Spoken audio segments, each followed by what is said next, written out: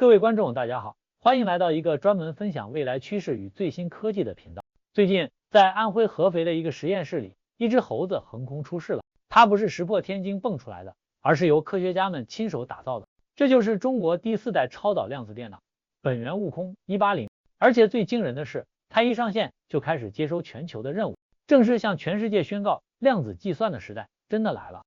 要讲本源悟空之前，我们得先聊聊什么是量子位元 Qubit。这就是我要跟大家解释的第一个黑科技。在我们平常用到的手机、电脑里，最小的单位叫位元 bit， 它就像一个开关，不是0就是1，非黑即白。但量子位元完全不同，它处于一种叠加态。这里我们解释一下量子位元的原理，这是一个极其微观且奇妙的概念。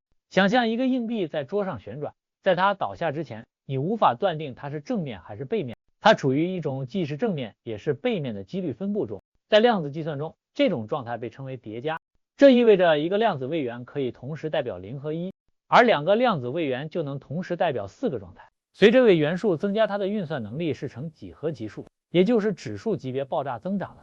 当位元数达到一定程度，它在处理特定问题时的运算速度会让目前全世界最强大的超级电脑看起来像是在用算盘。大家听懂了吗？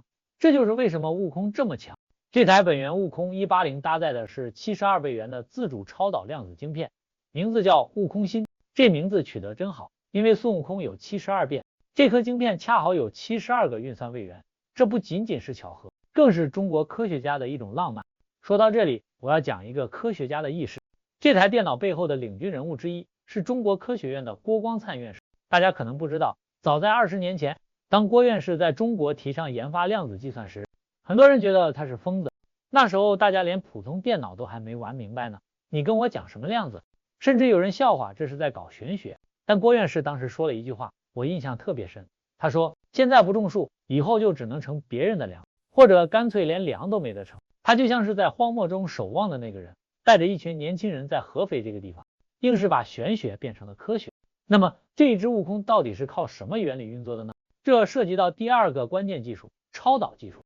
所谓的超导技术是让物质在极低的温度下电阻完全消失的一种现象。为什么量子电脑需要这个？因为量子态非常脆弱，哪怕只有一点点热量引发的震动都会让量子位元崩溃，我们称之为退相干。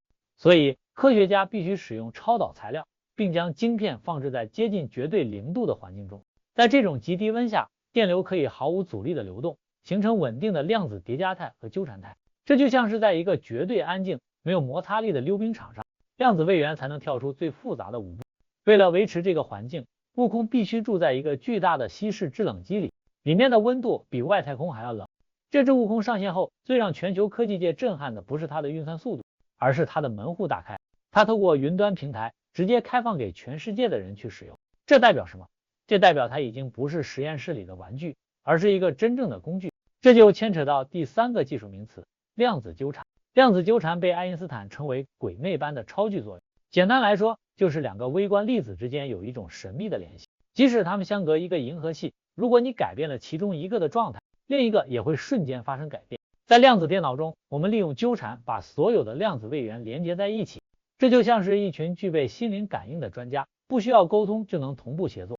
当本源悟空处理全球任务时，他利用纠缠态让72个位元共同作业，一次性扫描成千上万种可能性，寻找最优解。这种并行处理能力是传统电脑永远无法企及的。你知道为什么全世界都要抢这个量子赛道吗？因为这背后藏着一个价值18兆元人民币的庞大市场。想象一下，现在的新药研发，科学家要一个一个去试化学结构，耗时10年，耗资100亿。但交给悟空，他可以在模拟器里直接计算分子之间的量子相互作用，可能几天就能找到癌症的特效药。这里我们再讲一个具体的案例。曾经有一家大型物流公司想要解决一个旅行推销员问题，也就是如何让数千辆货车用最短的路径送完所有货物。这听起来简单，但随着点位增加，组合的可能性比宇宙中的原子还要多，传统超级电脑算到冒烟也算不出来。但量子电脑透过模拟量子隧穿效应，可以在瞬间穿透那些错误的选项，直接抓到那个最省钱最快的路径。这就是为什么现在全球的金融机构、药厂、材料公司都抢着要把任务发给悟空。但要让这只悟空乖乖听话，还需要一个神秘的设备，这就是第4个技术名词，稀释制冷机。稀释制冷机的原理是这样的，它是目前人类制造低温的最强工具，它利用氦的两种同位素氦3和氦4在极低温下的相变特性来吸热。想象一下，你要在一个密闭容器里不断的把氦3从富含氦4的液箱中稀释出来，这个过程会带走极其微小的热量。透过不断的循环，它可以让内部温度降到惊人的10毫开尔文，也就是摄氏零下273.14度。对于本源悟空180来说，这台机器就是它的定海神针。没有这个极致的低温环境，悟空那72变的法力就施展不出来。大家可能会问，为什么中国要强调第4代和自主研发？这就要讲到第二个意识了。在几年前，量子计算的核心低温组件和控制晶片绝大部分都是依赖进口的。当时有一家外国厂商突然停止供应关键的连接线缆，这差点让整个项目停摆。合肥的团队当时急疯了，但他们没有放弃，反而决定自己动手，丰衣足食。他们找来了国内最顶尖的材料专家，就在那个夏天，实验室里的人几乎都没回家，硬是研发出了属于中国自己的量子晶片封装技术。所以这次本源悟空180的上线，它的国产化率非常高。这不仅仅是算力的突破，更是整个产业链的突围。它证明了在量子科技这个领域，我们不再是追随者，而是规则的制定者之一。接下来我们聊聊为什么这个时间点这么重要，这就是第5个技术点，量子霸权。量子霸权或者说量子优越性，是指量子电脑在处理某个特定问题时，速度远远超过最强大的古典电脑，达到后者在现实时间内无法完成的程度。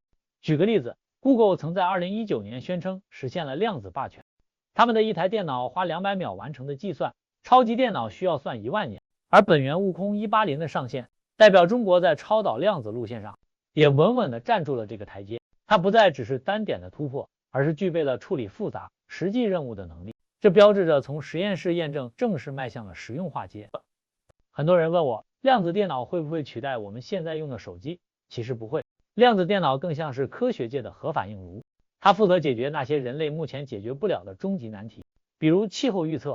我们现在的气象预报为什么总是不准？因为大气流动是一个极其复杂的非线性系统。如果有了悟空的帮助，它能模拟每一个分子的碰撞，或许未来的气象预报可以精确到每1分钟、每一条街。又或者是破解加密技术，现在所有的网络银行、加密货币基础都是基于大数分解的数学难题，传统电脑要破解可能需要几万年，但在量子电脑的秀尔演算法面前，这就像是小朋友的算术题。这也是为什么各国都在疯狂研发量子通讯，因为只有量子才能防御量子。这台电脑现在就安静地躺在合肥的低温槽里，它每1秒钟都在处理着来自世界各地的请求，有的可能是在寻找一种更高效的电池材料，让电动车可以跑2000公里不用充电，有的可能是在计算一种新的超导材料，让能源传输零损耗。这些在我们看来像是童话般的未来，正在这只猴子的脑袋里飞速演化。我们常说科技的终点是玄学，但当我们真正理解了量子的奥秘，你会发现这不是玄学，这是宇宙最优美的逻辑。中国在这次竞赛中不仅仅是造出了一台更快的电脑，更是建立了一个生态。当全球的开发者都开始在悟空的平台上编写程式，这只猴子的分身术就会越来越强，最终改变我们每一个人的生活。科技的浪潮是不会停止的。这期的影片就分享到这里。如果你想在这个疯狂的时代提早布局，现在就订阅频道。我们下一支影片见。